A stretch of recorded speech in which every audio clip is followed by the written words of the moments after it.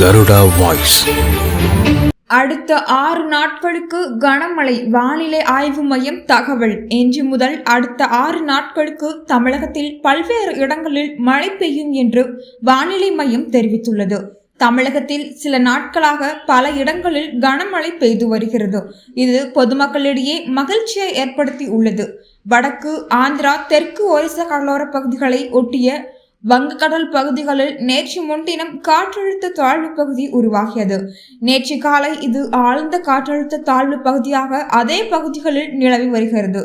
மேற்கு திசை காற்றின் வேக மாறுபாடு காரணமாக இன்று தமிழ்நாடு, புதுச்சேரி மற்றும் காரைக்கால் பகுதிகளில் ஒரு சில இடங்களில் இடி மின்னலுடன் கூடிய லேசானது முதல் மிதமான மழை பெய்யும் என்று வானிலை மையம் தெரிவித்துள்ளது. மேலும் நீலகிரி மற்றும் கோயம்புத்தூர் மாவட்ட மலைப்பகுதிகளில் ஓரிரு மாவட்டங்களில் கனமழை பெய்ய வாய்ப்புள்ளது.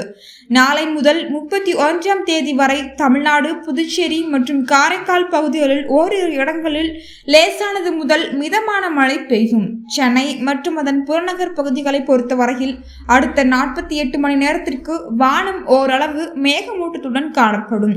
நகரின் ஒரு சில பகுதிகளில் இடி மின்னலுடன் கூடிய மிதமான மழை பெய்யக்கூடும்.